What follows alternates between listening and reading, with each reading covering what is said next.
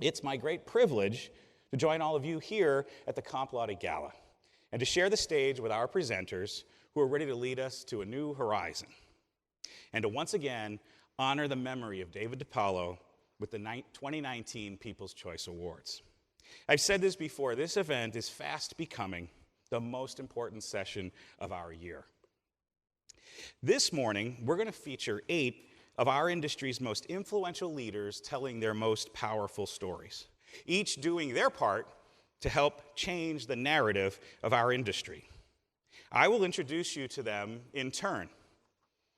Our presenters will share their stories. In front of you, there are some papers for you to use. There's a scorecard of sorts. And on the back, it'll have our presenters in their order of their presentation, and it'll give you some things to think about in evaluating their presentations. What was the level of passion in their story? Did the presenter move you? What was the overall delivery? And you can take notes along the way. And in fact, there's also a postcard. So when you get motivated to tell your story, you can actually begin filling out your form to be on this stage here in 2020. So take a look at that bookmark and keep it with you. And when we're done, you'll have an opportunity to text to vote for the winner of the 2019 People's Choice Awards. And that'll be announced later on tonight.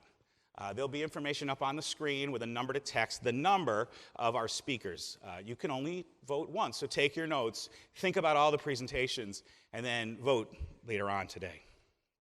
David understood that stories have the power to create lasting change, a change in belief, a change of heart, to create something new.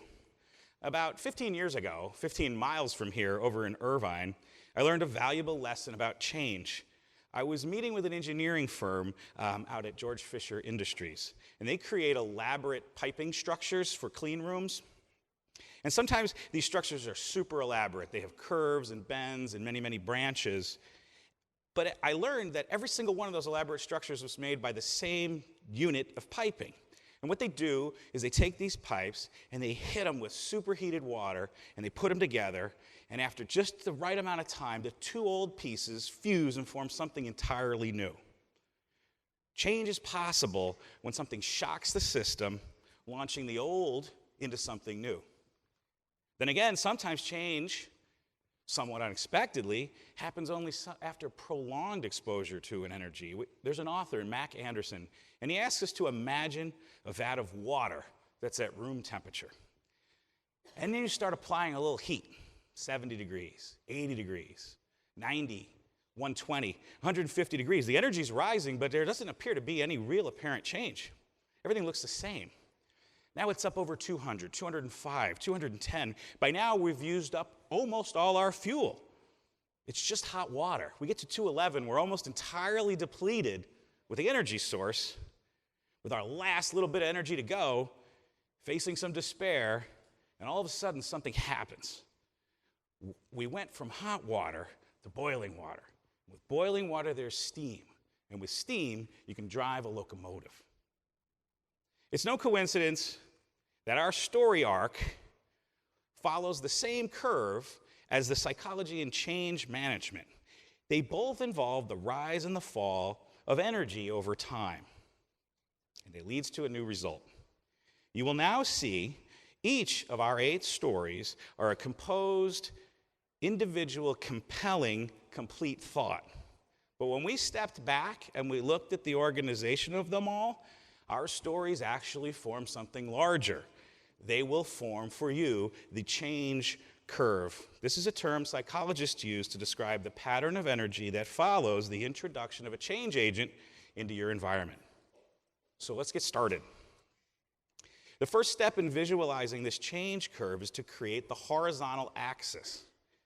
And we'll label that axis time. Please allow me to introduce our first presentation, The Admiral and I, by George Kagan. In January 2018, George left his former firm of 42 years, where he had been the managing partner, to concentrate solely on appeals and consultations, which he describes as his personal renaissance. He is the past chair of both the Florida Bar Workers' Compensation Section and nationally DRI's Workers' Compensation Committee, where he founded the National Workers' Compensation Review, who, by the way, has 3 co-chairs, including George, who are up for Comp Laude finalists this year as well. He's been among the top 100 Florida lawyers. Please welcome to the People's Choice stage, George Kagan.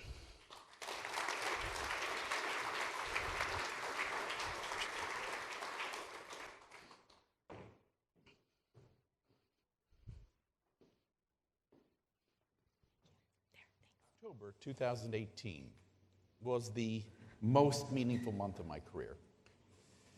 And at age 69, that covers a lot of months. But no matter how many months you've been at it, I promise to impart something worthwhile today. In October, I went to San Diego for the first time as a Comp Laude finalist in the legal defense category. A great start for the month, but only the beginning of that fateful month. By remarkable coincidence, or maybe something more than that, the trip gave me a chance to finally accept an invitation from two folks who had become quite dear over the last couple of years, and who have been inviting me to visit at their home in either Palm Springs or Laguna Beach. They are retired Rear Admiral Warren Ott, former Supreme Allied Commander, NATO, North Atlantic Fleet, commander of the Naval Base at San Diego, former test pilot for the Navy, and last but not least, commander of the recovery crew for Apollo 12. And also his wife, Darlene, retired VP and director at Coldwell Banker with spellbinding stories of her own. Ask me later. They were delighted by my brief visit, and they gave me mementos, not ordinary mementos. For instance, a strip of gold foil insulation from the Apollo 12 capsule, given the commander by his recovery team crew. We stay in contact. I visit them tomorrow. I feel very blessed and privileged to say that. As a side note, if you want a great table and great service, put Admiral on your reservation. He didn't like to do it, but his wife snuck it in when I visited, and boy, does that work. So, how does this connect with our program? And how in the world does this Florida workers' comp attorney become so highly regarded by the Admiral of the fleets? The answer is counterintuitive, but also infused with tragedy. The Admiral's son was rendered a quadriplegic in a Florida workers' comp accident. But alas, for that intelligent and stoic young man, his injuries were only the beginning of his misfortune. Things disturbing, closer to home, and preventable. He died, arguably, of these things 3 years ago. Parts of the case remain open, so I must be circumspect. But to make a long story People's Choice short, the Admiral reached out to me a couple of years ago with this message. As he put it, he and his wife, Claimant's stepmother, believed there was one person in his son's corner fighting for his well-being and for his dignity, not his multiple attorneys, though they were capable and professional, but counterintuitively, me, the insurance company lawyer. As an aside, I must confess much of the heavy lifting was done by the nurse case manager, Dorothy Custer, a story unto itself. Also ask me later. But I could not have asked for a greater testament to career-long philosophies, which I seek more often than not to embody. So here too, I cannot take all the credit. I did not invent the philosophies. I started out a young and impressionable lawyer, and in the wrong environment, I could easily have gone to work for the dark side. You have feared me for the last time, Admiral. From whence did my philosophies spring then? October was not done with me yet. A few days after my return, I had the very sad duty to attend the funeral of my revered mentor and senior partner who hired me as a kid out of law school for the only firm I ever worked for until going out, as Craig mentioned. I was truly, literally blessed to have had him as my lifelong mentor. I was asked to speak at his standing room only service and there relayed the story of the Admiral and me. Here is the relevance of that story, then and now.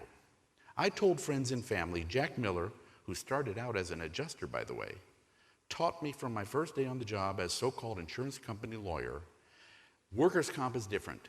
We have a host of built-in obligations to our adversary, and the attorney or adjuster who could not brace this nuance, who saw them all purely as adversaries, could not be truly successful in this line of work. And thus was my first day on the job tied by an invisible cord to my eulogy on Jack's behalf 43 years later, a connection validated by my visit with the Admiral just days earlier. I don't believe in coincidences, by the way. Now, that was Jack Miller's legacy, and I'm grateful to say, with greater self-assurance now, it will also be part of mine. If you're involved in claims, let it be part of yours.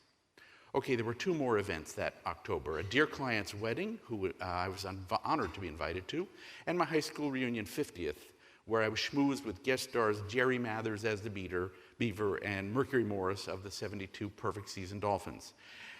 And I not only have selfies to prove my tales of October. Here is gold foil that went to the moon and back, attached to Apollo 12. Thank you.